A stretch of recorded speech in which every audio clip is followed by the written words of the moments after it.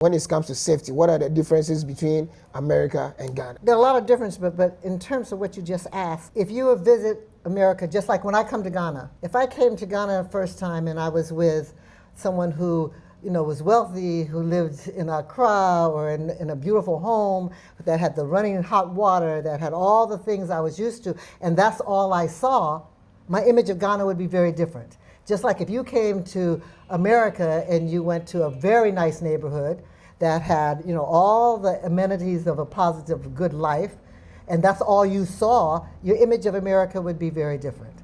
I think America has done a job of letting people think that most of the neighborhoods are that wonderful, idyllic life. But there are very poor people in America, just like there are poor people here.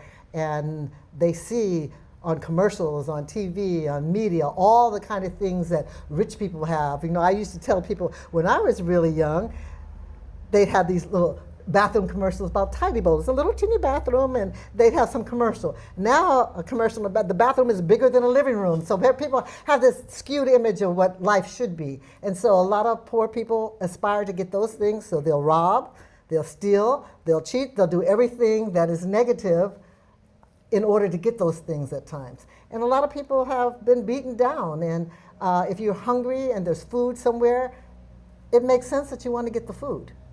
So if you come to a neighborhood that is filled with people who don't have the everyday necessities of life, it can be very dangerous. Right. It can be very dangerous.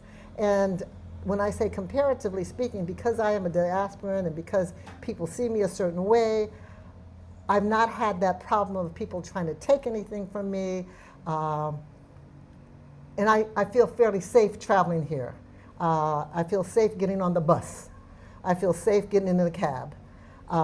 Even though there's no Uber out here, I don't feel that the cab driver is going to steal me away or do something negative. Right. So I think a lot of it is about attitude and feeling strong enough and feeling comfortable enough with the people. And that's true in both places. But, it depends on where you land. So those who think America is just this shining bright star, especially now, I don't even want to get into especially now with the person running this government, I think is driving a lot of people out. I don't, that's a whole nother discussion. But the bottom line is it depends on where you come to America in terms of how safe you feel. And I think that's true here in Ghana as well. It's just that I feel overall, I feel safe wherever I've gone here. And I've gone to villages, I've been to very nice homes. I've been to places that don't have running water, where you have to bring in the water. Every day the women bring in the water. So that's probably how I feel about Ghana. Welcome back to my YouTube channel. My name is Clevijo. As usual, we are here. We always bring good news about diasporas that are coming to Ghana and so forth. Today we are so lucky to have our doctor. We are so lucky to have our mother, our sister, Miss Grace Kale. She's in Ghana and she's about to introduce herself to us, why she's in Ghana and what's the agenda being in Ghana. So, Miss, now the floor is yours. Okay. As you mentioned, my name is Grace Carroll, and I came here for a wonderful celebration. One of my dear surrogate daughters was getting married to one of your homeland folks, Wow. and here in Ghana, and the celebration was yesterday, and it was fabulous. Oh. Well, so can you just introduce yourself to us, since people doesn't know much about you being a doctor, and we don't know what kind of doctor that you are. Is it by education or maybe, working at a hospital or anything like that? My doctorate was in education, sociology of education, in 1975 from Stanford University, and I like working with children. I've taught at Howard, I've taught at UC Berkeley, which was my last teaching position, and do a lot of administrative things. But right now, I think with those experiences, what I like most is really facilitating literacy among young people. So when I did my first retirement from UC Berkeley, I created a nonprofit, Akira's Book Club.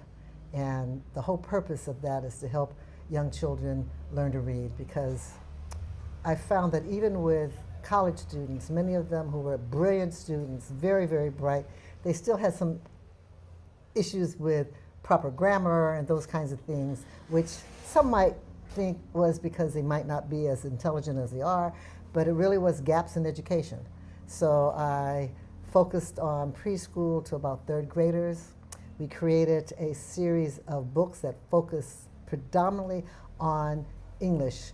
Like, we have 3 series. One is 5 of the 7 parts of speech with titles like, Can You Look Around and Find the Nouns? Right. Or Do You Have the Nerve to Learn About Verbs? Yeah. And then a second series focused on the alphabet, homonyms, antonyms, and synonyms. And then the third set focused on, my background's on research and evaluation, focused on things such as things that we know research says help children become better readers or healthier. One of them, creativity. So we have a book, Can You Haiku, teaching them how to write poems in that Japanese way of haiku. Another one is called Veggies Don't Scare Me at All, because we know healthy food and healthy eating is very good for brain and just all kinds of activities. Absolutely. And then the third one is called The First 10 Days, that talks about self-love. So we feel all these components go into making healthy young children. And so that was what my focus was now, or is now. Well, I will personally label you as an educationist because you have a whole lot to share with us in Ghana, and also we have a whole lot to talk about in this particular interview. One, you made mention of you came to Ghana purposely because your daughter is getting married to a Ghanaian man. So how was the marriage? How did it go? Oh my God. The first few, she's been planning, and as I said, she's my surrogate. I'm her official mom for this wedding. I'm not her biological mother. I love her dearly, but I have to make that clear because I know she has a biological mother that loves her somewhere, and I don't want to get any confusion. So since I was coming, I became her her surrogate mother. Yeah. So prior to coming, she lived with me for a few months, and all the planning, the ordering of the little things to give away, making of the shea butter, making sure that was good. So there was all this prep. So when I got here and actually met her team here, it was very exciting to meet these wonderful young women who were here to help her. And so we got to the venue, which is the perfect venue. One Africa was just beautiful. And I guess all of us were kind of nervous because of the weather, because it was supposed to rain possibly. Got there early morning and fixed things up, put things out, because it was sort of nerve-wracking. The tablecloths weren't there at first, and we had to get those things. So all those kind of things made you sort of nervous, but when it all came together, it just made me cry. We had the traditional ceremony among the families, and then we had the more Americanized traditional ceremony with the minister. And food was great, people were great. I think it was just uplifting, and as I said, I don't usually cry at weddings, but I teared up. I teared up on this one. It was just very, very beautiful. Well, I'm really asking this because sometimes people had different perceptions about getting married, a diaspora getting married to a Ghanaian getting married to a diaspora. Sometimes people think that the Ghanaian men over here are opportunists. That is what some diasporas thinks of. And also, sometimes the diaspora also think that the men over here are also going to use them to gain whatever that they want or to become very successful and so forth. But this particular marriage, what really, I don't want to talk about your daughter who got married, but at least we just want to clarify something on the air for people to know that if a Ghanaian or maybe an African and then a diaspora getting married to each other is going to work. So I just want to know, do you also have that kind of perception that people normally think that diaspora cannot marry a Ghanaian, or maybe like a Ghanaian marrying a diaspora will not work on the long run? Okay, that's a lot, because there are some Ghanaians and other Africans who are opportunists. I mean, what you said is very true, and I've known situations. I did actually a study with a whole group of people who were contracted by the government in terms of marriage fraud. There are those Ghanaians who get married and come to the States. As soon as their legal U.S. citizen, they get divorced and leave. I mean, they purposely use the wedding as a way to get here, get to America. So there is that segment. However, I also know some diasporans who have married Ghanaians, Nigerians, et cetera, who have wonderful relationships. And I think my new son-in-law, Kofi, is just one of those people. I met him on the phone, and we talked many times before I got here. Right. And once living here in their home and seeing how he is, knowing his spirit, I feel this is going to be a lifelong relationship. And I'm very, very happy for both of them. I came to Ghana first time 79, 80 when my children were just like 3 and 5. Ooh. I've been here many times. I work with a school that you know, the Amen Educational Complex. Yeah. And every other year for the past 6 years, I've, not only me, but Akira's book club, through supporters and people who, give us funds or go to our wish list and buy things to support the students here. Because I think, there's no way one person's no way I could change the education system. And at that school, there's so many little teeny kids, and by the time they get to 7th grade, there's just a handful. Because I know many of them stop in the 4th and 5th grade. Yeah. They help their parents. Life is tough if you don't have money here. Life is tough for anybody who doesn't have money. But because of so many different variables, we just want to bring a little joy to their lives, and we give them things like our last gift, which was, 2 weeks ago, I brought students from America here to give out these gifts. Some of my students there in a special program. 2 weeks ago. Yeah, 2 weeks ago. We had 30 people come from Seaside, California, or the Monterey Bay Peninsula, and they loved it. We did a lot of things in Ghana, but they love going to the school and working with the kids. Right. The kids performed a wonderful celebration for us. It was just fabulous to see, as you call them, diaspora and children, work with the children here in Ghana. And it just brings, I think, everybody joy who participates. That's good. Well, since you've been to Ghana for a couple of times, I know... More than a couple of times, quite a few times. Well, I know there are so many experiences that you've had so far being in Ghana. Can you tell us some of the experiences you've had, maybe both the negative, the positive, the good, and the ugly, everything that you've had? Can you just share some with us? Okay. On the positive note, working with children has been a joy.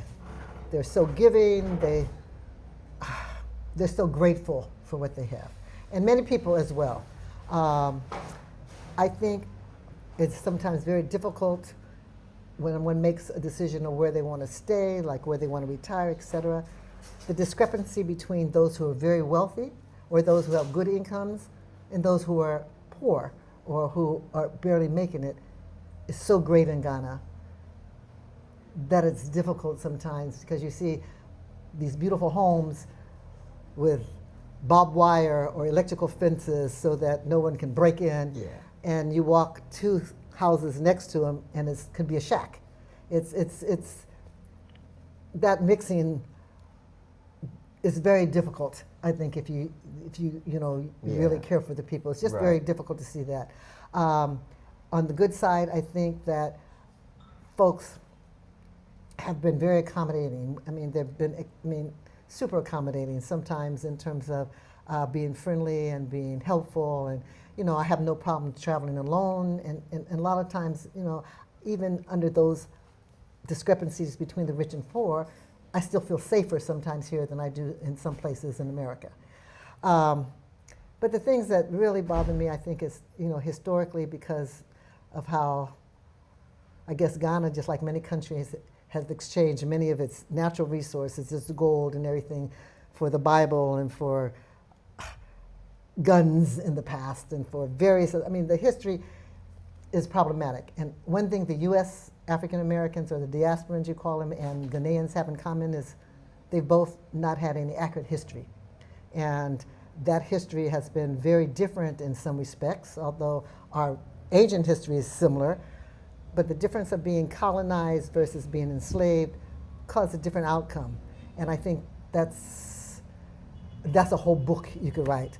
And as a result, you find this huge discrepancy between the rich and the poor, not only in Ghana, but in so many countries, because the wealth has been extracted without any kind of equal exchange. Right. And so, as a result of that, you see so many poor children, or so many children who beg, who need things, and that's tough for someone who comes. I mean, when the kids came from America and their parents, everybody felt so sad that, when the bus would stop, Right. all these children would come and beg and want things. And, we can't solve that problem. Right. I mean, it's an international problem, but Yeah. it's something that this busload of children felt like, why are these kids begging after they see such beautiful light at the Avon International, I say international, it used to be international school, but it's now educational complex. So that's difficult. Infrastructure issues. I mean, the road from Accra to here, Yeah. my husband, for instance, has a bad back. There's no way he could ride that road. The whole road Very is like, terrible, it's horrible. And we talked at length that we know the government wants to help, but Yeah. the kind of help, for instance, I heard that someone had gotten killed in a car accident, and so they put up these little road Yeah, bumps, but they're yeah. not bumps. They're like, they could kill your tire if you had a bad car. So the infrastructure things, if you're talking about the bad things, are problematic.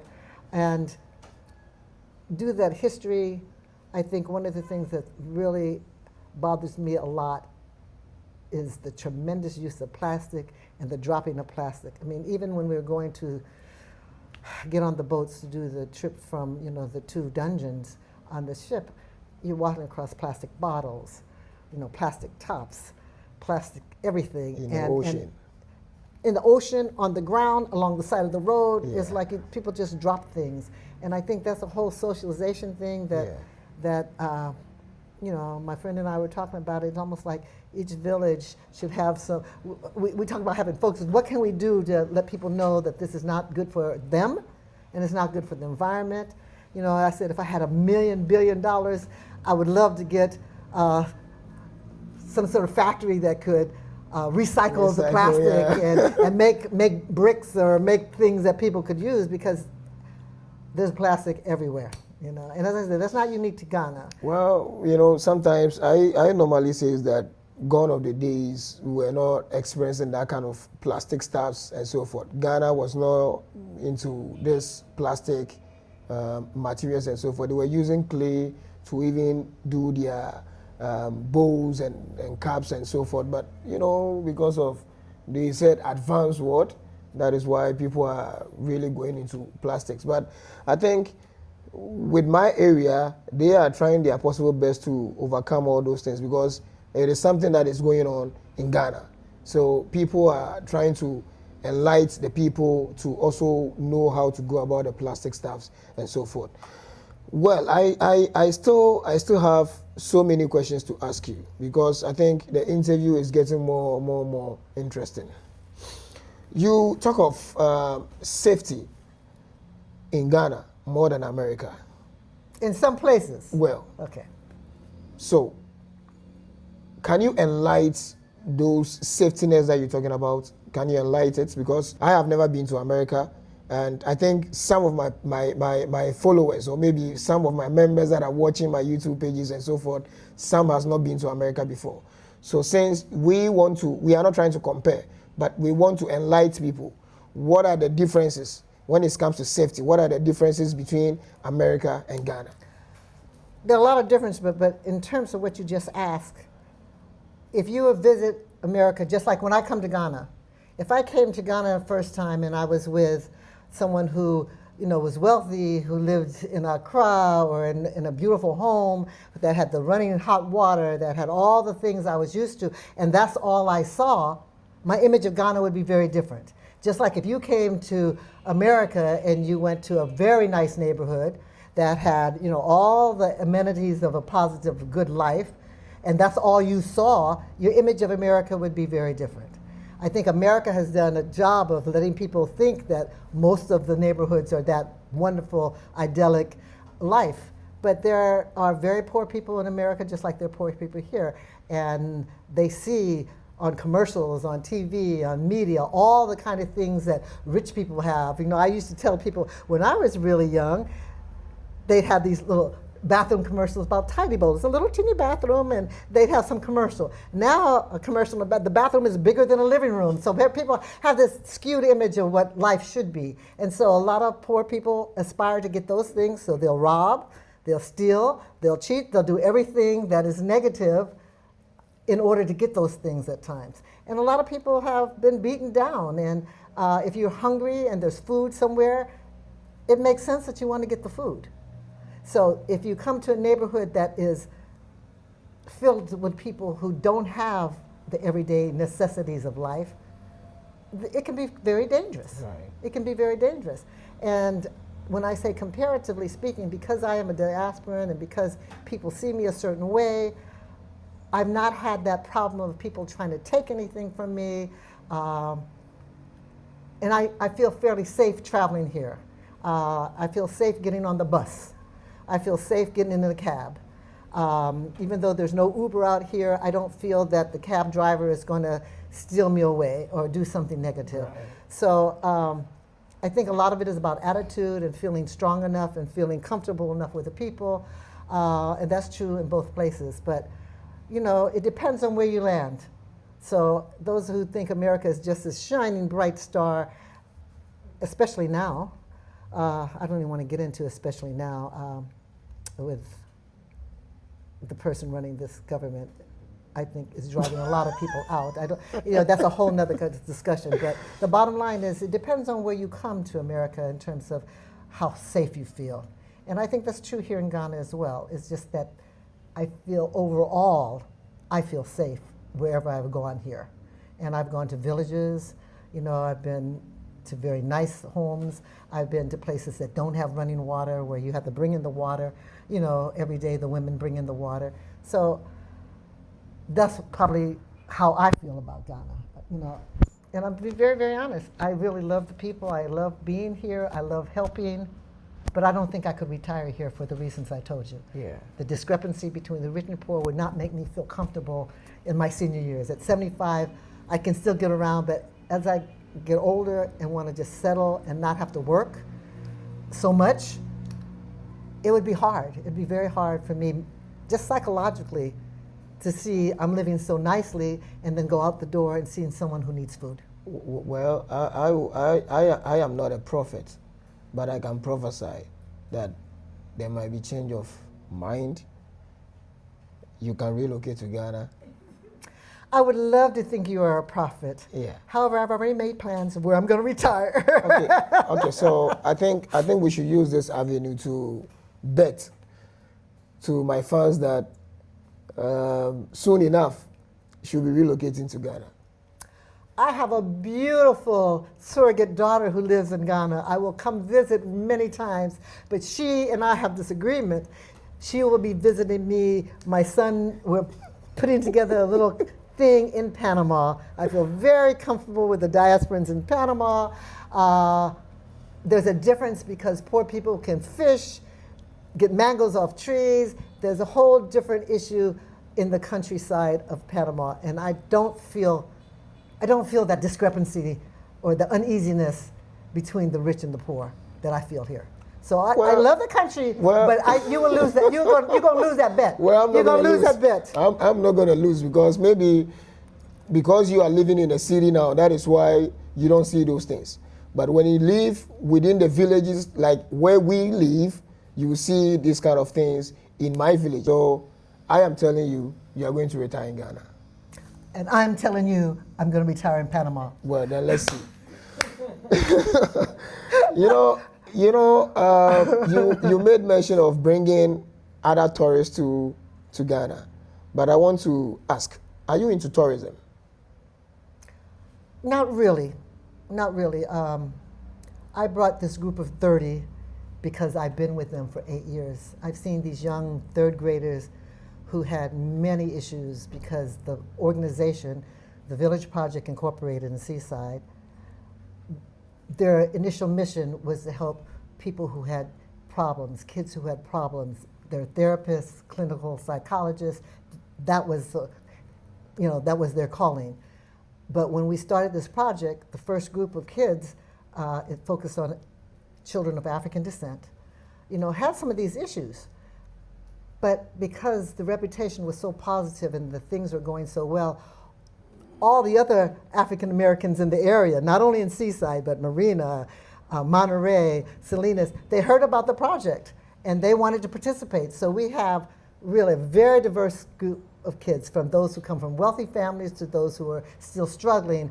We had a couple of homeless kids. We have kids who are, stars at the school now. So that group of kids melded together and came together under this umbrella. And when they came here, they were just so excited. I think it was really life-changing for them. So I started when they were, in elementary, and the program is ending, is 8th year now. And so after being with them, I was committed to doing this tourism thing, in a sense. I didn't think of it as tourism until everybody else started talking about it as tourism. But they were able to go to Boti Waterfalls. They were able to go to, the last bath. They were able to go see the dungeons. They were able to go to see the school. And it was a beautiful thing, but no, I'm not doing that on a regular basis at all. Well, then I think I have to use this opportunity to... To argue with me again? Yeah, I'm with you. I really have to use this opportunity. I know of one diaspora who is into tourism, Danisha Wright, and she owns the Ubuntu tour. So guys, if you are watching me, make sure you go to Instagram. Just look for the name Danisha Wright, or maybe Ubuntu tour. She has a whole lot of things for you guys, amazing packages and so forth. If you need shea butter, if you need anything that you want to buy from her store, go to the website. I'll put it on my YouTube description. Then you go there. Make sure you patronize her. So I'm counting on you guys. Well, tell me about the plans. I love that little transition. Make sure you talk about. Well, tell me about the plans. Well, tell me about the plans and the strategies that you used before bringing the 30 people to Ghana. Whoa. They had years of talking about the magnificence of early Africa. They had various African American speakers come in so they can see that you could be successful, but you have to love yourself. You have to know your history so you don't repeat some of the things that went wrong. I think that sort of prepared them for wanting to do this trip. But then, since I've been to Ghana many times, I felt it was important to understand that it's not just paradise. It's not ancient Egypt, for instance. There are good and bad in the country, but also I had to tell them we didn't want them to be the ugly American. You have to understand your life is different, and it's different because of these two different histories, but we try to give them as much of that history as possible. We try to make sure that they are not. So I created a little pamphlet, and the little pamphlet talked about the things that they would see, but it also talked about a little bit of the history of Ghana, and it also, I use, I guess, the biblical Beatitudes. You know how they have the beautiful Beatitudes? So yeah. I did a whole series of them. Be respectful, be patient. I had a whole list of Beatitudes so that they would understand that they have to behave to make themselves proud, to be representative of the communities they come from, to make the supporters who allowed them to come by financing the trip proud. And I was very proud of them. They all behaved wonderfully. I was just very proud of Seaside. That was my hometown. I went to high school in Seaside. I was a class of 1967. So it made me very happy to be able to bring them here. Class of 1967, I think my camera guy was not even born. Okay, Smarty. Yeah, I know I'm old. You don't have to repeat. I guess I should have not put the date in there. Well, it's good because they are hearing it, because 1967, I don't even think their parents were even met each other or anything of that.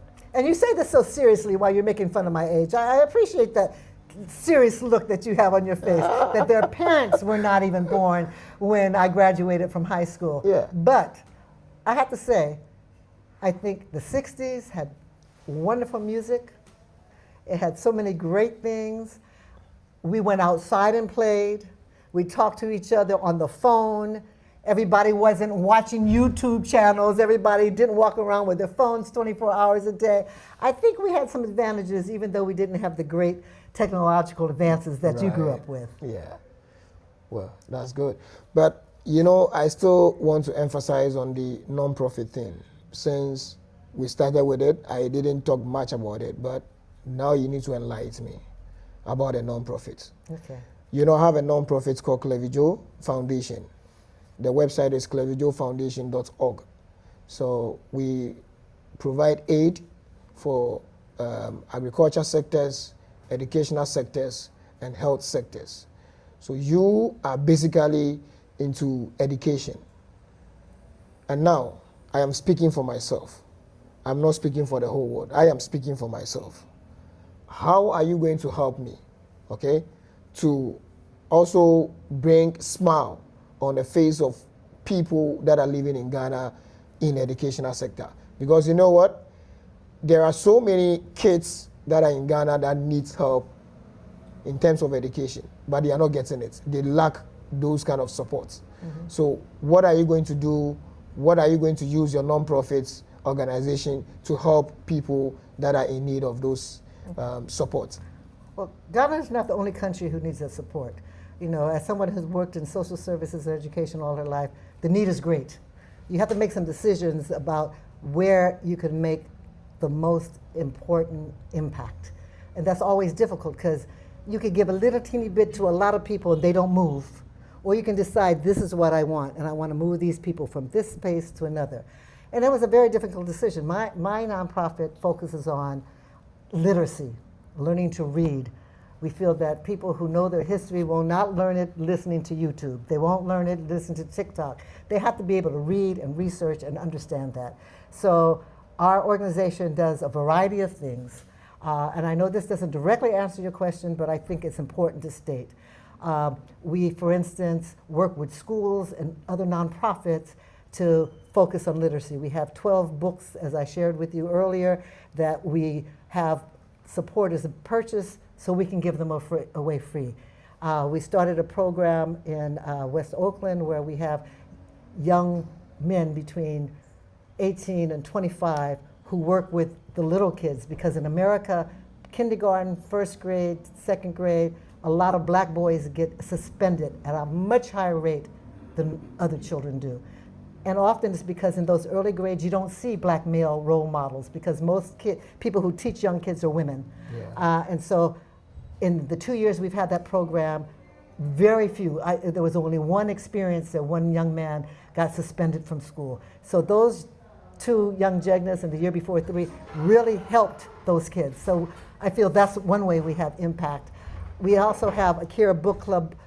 They call them mini libraries, and we have them in 9 different places in the Bay Area where kids can get free books. The original mini libraries that started decades ago, you usually take a book and you put one in. Right. We don't require people to put one in. We just put the books in there, and if you want them, if you want to put something in, good, but if you can't afford it, you can take it and keep it as yours. So it's just getting the information in the hands of kids. We work with a group called Kingmakers of Oakland, and traditionally they work with junior high through high school students and helping them reach their maximum potential and think of themselves as young kings as opposed to what the media projects black men as. And so they usually work the older kids.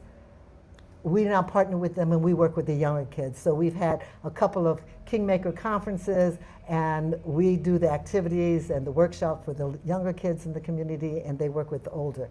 And as I mentioned to you, my son is in a group called Hieroglyphics. He's in a group called Souls of Mischief, and every year they have what they call Hiero Day on Labor Day. Hiero Day standing for hieroglyphics. They do have an international presence, but Akira's Book Club does the family stuff during Hiero Day. We have activities for kids. We give away things to kids. We just want it to be a family-friendly, but emphasizing working as a family, working with your hands. We don't have computerized things. We have them making puppets. We have them making bracelets, talking to each other, reading books. We have guests who come in who also have written books for black children. But the whole idea is to make reading fun. It is fundamental, as everyone says, right. But if you don't like it, you're not going to get that fundamental skill. So that's what our mission is. when I came to Ghana and got introduced to Darnisha, and she introduced me to a young man who also helped tremendously. He introduced me to the school, and I realized it was a family. I had looked at 2 or 3 schools in that visit, and a lot of them are government funded, a lot of them are wealthy schools, et cetera. But this school was a family-run school, and I could see that their need was great. And so my thing was to come and give them materials, come and give them supplies, come and make I guess 2 years ago, make Christmas a special Christmas for them. Right. So that's the smile on the face that we talked about. Absolutely. It's not changing the system much. But I hope they remember that a diasporan family or a group of kids from the diaspora came, so they had a positive interaction. I have a school in Panama that we do the same thing to.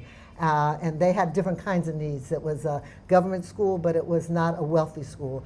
And my 2 young men who worked, I told you, in West Oakland, they went with me to Panama this past year, and we were able to get enough donations to get a playground for the young kids, and they put it together. So the kids were happy. We could tell by the end of the day they were on the playground. It was the first playground they had. So it's those kind of things that I think, as you said, maybe putting a smile on the face is not a big goal, but it's something that we aspire to do. And in the meantime, hope people, number one, have better interactions with each other, because I think we all have negative feedback that we get in all these different media forms that sometimes it's false. So I'd like to create those bridges, at the same time help with literacy. Right. And so whether that helps you directly, I'm not sure. I would love to partner with you in the future on some of the things. We're a very small organization, but we have big dreams. Well, so tell me some of the challenges you've had managing a non-profit. Well, I've been very blessed. Maybe it's because I'm very old, that I have a collection of friends, a circle of friends and acquaintances who've been very supportive. They made it possible for that Christmas dash that we were able to give to all the team. They made it possible. I never took the jobs for the big money. I always stayed in education, which doesn't pay much in America.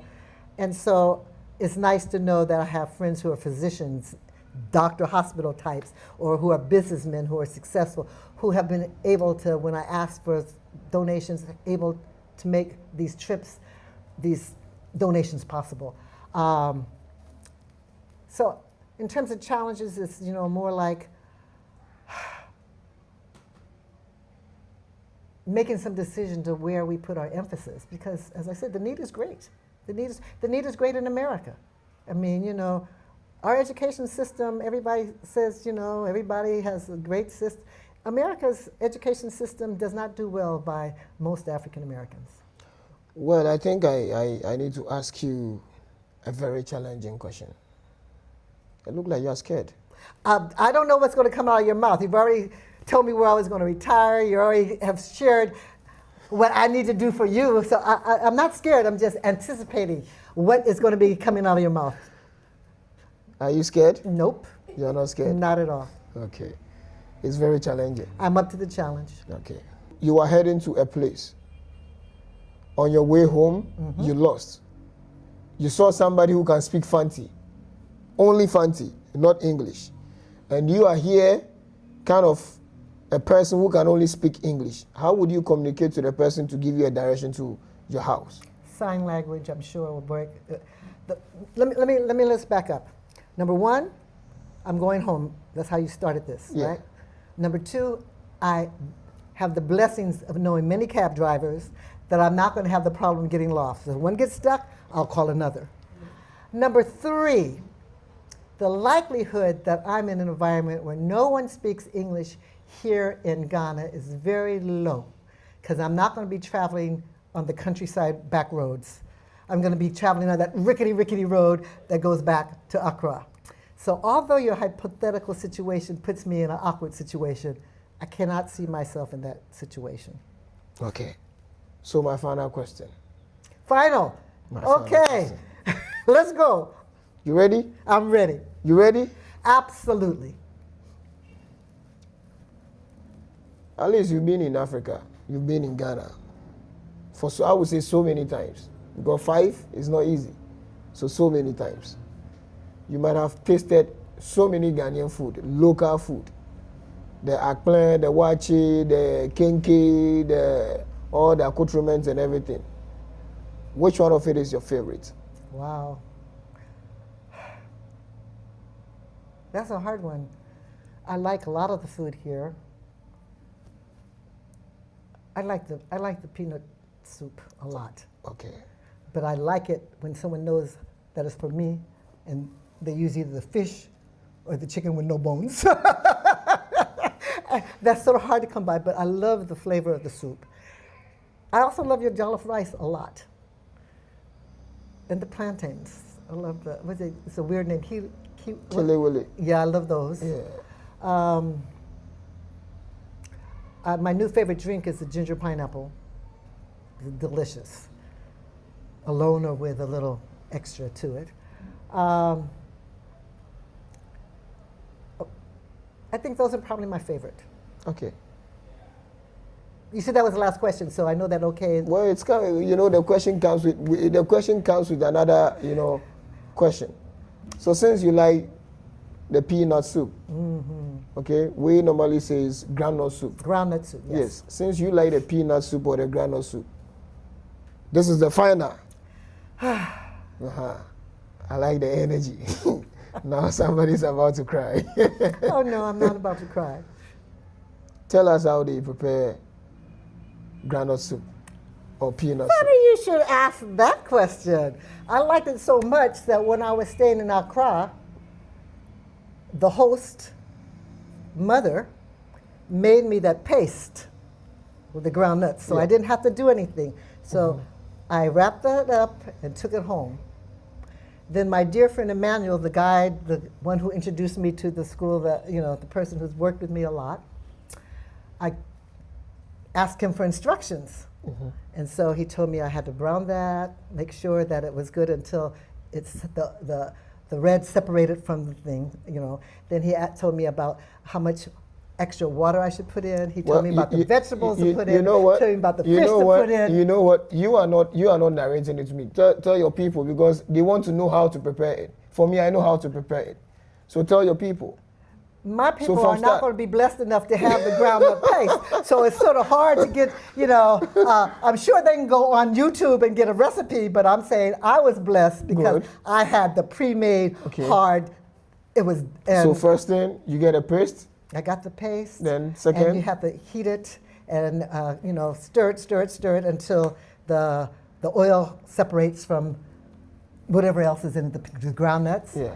And then he told me to prepare certain vegetables, to cut them up a certain way. I added the water to the paste, He says put seasoning in it until you taste whether you like more salt or more pepper or more cayenne or whatever. He asked me to put, I think we ground up, so I ground up some more vegetables. I grounded up some peppers, some onions, and so I put those in the blender and I added to it. But I also added carrots and things like that whole. I chopped them up.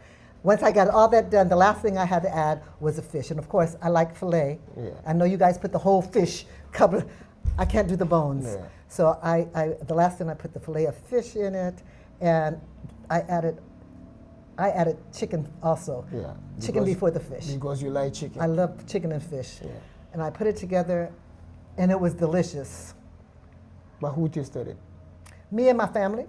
But I don't care. But if I like it, it's good with me. I didn't taste it. You were not in Oakland, California. Okay, so what we're gonna do is that I have a groundnut paste over here. So I think we'll have to do another video as you are going to teach us how to prepare, because I want to see it myself. Didn't you just say that you have the recipe? Yeah, I was telling the well, friends? I do have it here because I want to know how you can do it. Sometimes maybe you might have gone to the internet to go and read about how to prepare that. Imagine telling me how, not the internet. Do you have a video of it as you are preparing? No. So that's it. I want proof. As I said, I really think that last question was about 5 questions. Well. And now you're asking me for things that I'm not going to deliver. But, Okay. you know, that's one advantage of being 75. I can say, no, I'm not going to do that. Good. I think Her Excellency, my celebrity, have said it all. But you need to, your last word for your fans, people that are watching you, people that are willing to support your non-profits. Your last words. This is your camera. I don't necessarily have fans, but the bottom line is I appreciate my time here in Ghana. I think all of us need to make this journey at some point to not only witness the beauty of the country, but the good, bad, and ugly, so we can make our own comparison. I trust that all of you will try to support Akira's Book Club and this wonderful YouTuber here so that we can all learn and grow together. So thank you very much. Well, she said it all. So as you are watching, I'll put the link of her non-profits on my YouTube description. Please make sure you support.